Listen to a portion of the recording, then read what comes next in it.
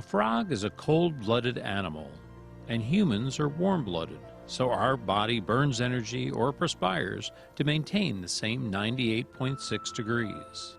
The cold-blooded frog's body temperature goes up and down with the temperature of its surroundings. Although frogs love water, when I hold it over this pot of boiling water, this frog is very uncomfortable and climbs to get away from it. Now, the water in this pot is room temperature, 69.4 degrees, so he's comfortable when I put him in. If I turn the burner on low flame, his body temperature will adjust and slowly he will heat up with the water. The water temperature has risen to 80 degrees and the frog is the same temperature and still comfortable. If I turn up the burner slowly again, he won't notice because he'll continue to change to be the same as his surroundings. When we started, I held the frog over the first pot of boiling water. He was uncomfortable and he tried to get away from the heat. But now, because we're raising the temperature slowly, he doesn't recognize the danger he's in. He just keeps going along with the changes in his surroundings. Eventually, we can turn up the burner to a deadly boil. He will just keep trying to adjust with it. By the time he realizes it's killing him, it's too late. He won't notice in time because he just keeps changing himself to go along with the changes in his surroundings.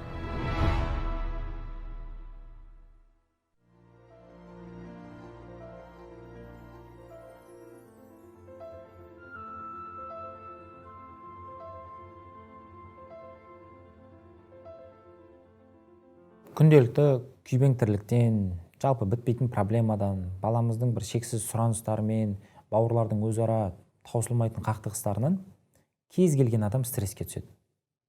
Әрине, егер біз білімсіз болсақ, біліксіз болсақ, біздің баратын жеріміз сол стресс. Қазірде көптеген аналар осы бір бала тәрбиесімен айналысам деп шаршап жүр, шалдығып жүр. Кейбіреулер тіпті депрессияға ұшыраған. Олар ең жаманы осы бір шаршағандығын, ана болудан шаршағандығын мойындағысы да келмейді. Бұл белгілі бір деңгейде үлкен проблема.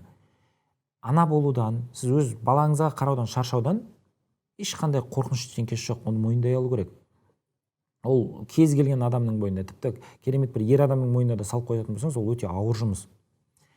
Жалпы бұл бір ситуацияда ең сорақысы, ең қорқыныштысы, біз осы бір стресске толы психологиялық климаттың бұзылған күйіне үйреніп кеткендігіміз, оны норма санауымыз. Бағанағы бақа сияқты біртіндеп өзгерістің салдарынан сол жерде отыра беруіміз.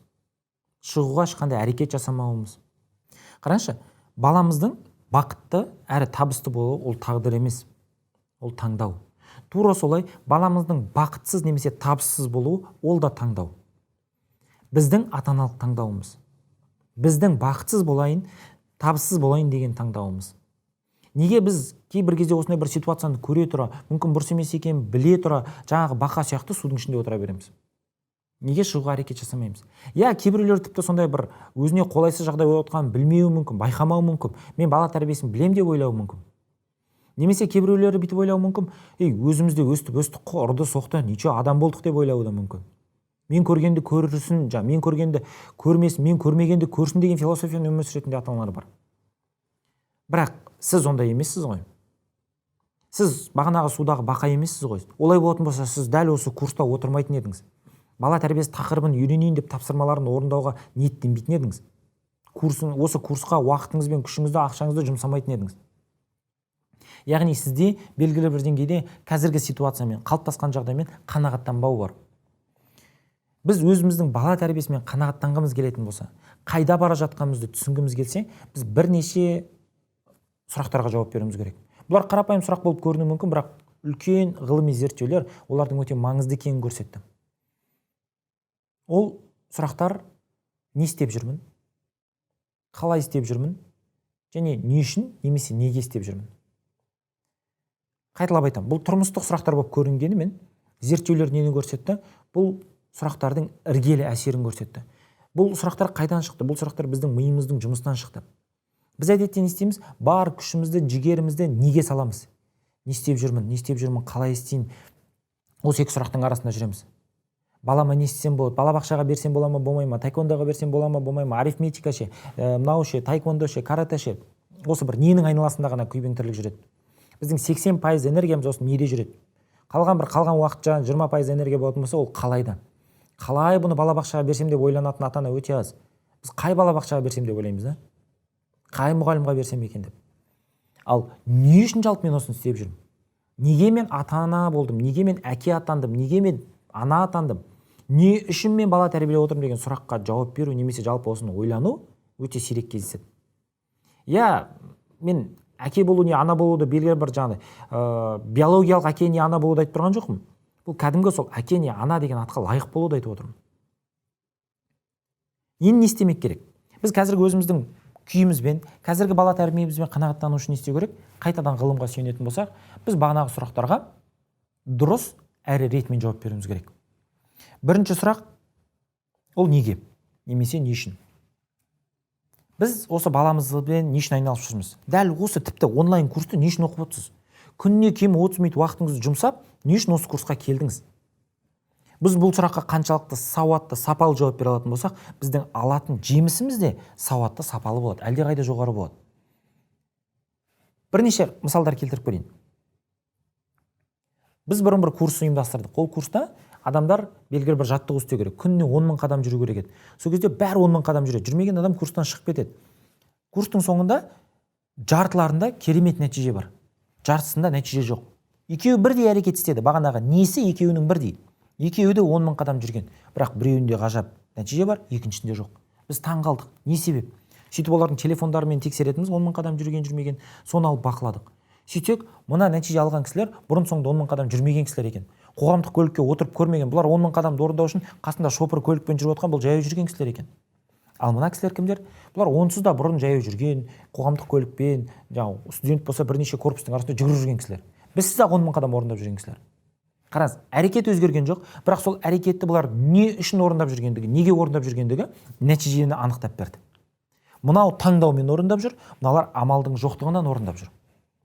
Тура сол сияқты мысалға біз қазір көлікпен жүруіміз мүмкін, не жаяу жүруіміз мүмкін.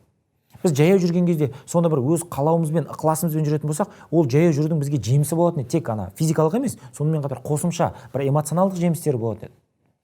Ал біз сол жаяу жүргенді көлігіміздің жоқтығынан, амалдың жоқтығынан істеп жүргендіктен, онда сондай бір нәтиже алып жатырмыз. Бала тәрбиесінде де тура солай. Сіздің не әке, ана болуыңыз белгілі бір амалдың жоқтығынан, кезіндегі бір әрекеттердің салдарынан ғана әке болып қалған болсаңыз, және сіздің бүгінгі істеп жатқандығыңыз, балаңызды бір күшті балабақшаға беріңіз, күшті мектепке беріңіз, яғни неңіздің сапасы, не ішіңіз әлсіз болатын болса, ешқандай жеміс бермейді.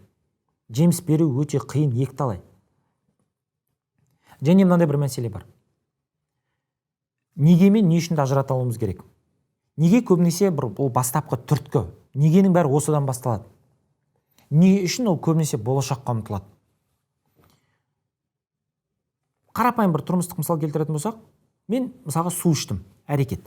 Неге су іштім? Шөлдегеннен кейін су іштім. Яғни негеге жауап.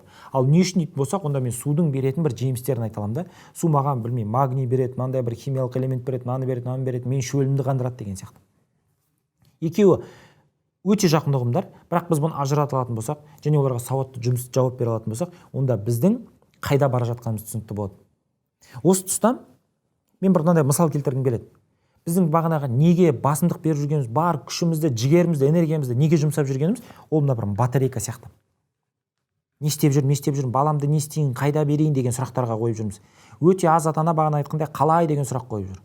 Бірақ одан да өз ата-ана не үшін, неге деген сұрақ қойып жүр.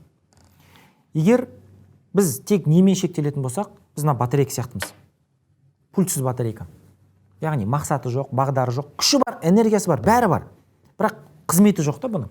Қолданысы жоқ. Біздің өмірімізге ешқандай пайдасы жоқ. Ал не үшін, яғни бұның бағанағы күші мына бір не үшінге салынатын болса, мына не үшіннің мысалға теледидарды басқаруға немесе өзге бір техниканы басқаруға деген философиясы пайда болатын еді. Тура сол сияқты біз қазіргі мына бар батарейкадағы күшімізді пультқа сала алуымыз керек. Ойлануымыз керек, не үшін мен бала тәрбиелеп отырмын? Не үшін мен осы баламды тәрбиелеу үшін осы бір курстарды оқып жатырмын, не үшін мен кітапты сатып алып жатырмын? Тағы бір мынандай мысал келтіріп көрейік. Нақты айтқан кезде Макаренконың сөзін келтірейік. Ол кісі не дейді? Бала біздің қарттығымыз дейді. Қараңызшы, тәрбиелі бала бақытты кәрілік дейді. тәрбиелі бала бақытты кәрілік дейді. Тәрбиесіз бала біздің болашақ қайғымыз, көз жасымыз дейді.